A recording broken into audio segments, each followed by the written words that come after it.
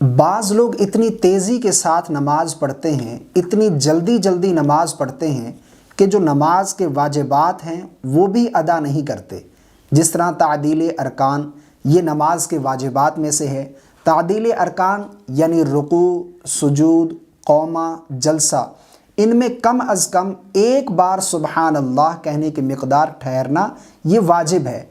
यानी आपने रुकू किया, रुकू करने के बाद सीधे खड़े हुए, यहाँ पर एक मरतबा सुबहान अल्लाह कहने की मिक़दार सीधा खड़ा होना ये वाजिब है।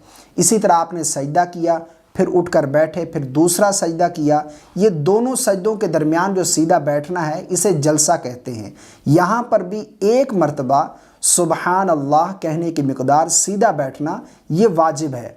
बाज़ लोग इतनी जल्दी के साथ, इतनी तेज़ी के साथ नमाज पढ़ रहे होते हैं, यानी उन्होंने रुकू किया, रुकू के बाद सीधे खड़े नहीं होते कि फ़ौरन सजदे में चले जाते। इसी तरह एक सजदा किया, फिर उठकर सीधे बैठते नहीं, दूसरे सजदे में चले जाते हैं। तो इस तरह उनका ये वाजिब अदा नहीं होता। और आपको मालूम होना चाहिए कि अगर नमाज के वाजिबात में से कोई एक वाजिब भी जानबूझकर छोड़ दिया जाए तो इसकी वजह से नमाज ही नहीं होगी। और रसूलुल्लाह सल्लल्लाहु अलैहि वसल्लम की एक सही हदीस है, आका करीम अलैहिस्सलातु वस्सलाम ने इरशाद फरमाया कि अल्लाह तबारक व तआला ऐसे बंदे की नमाज की तरफ नज़र नहीं फरमाता जो अपनी नमाज के रुकू और सजदे के दरमियान अपनी पीठ सीधी नहीं करता।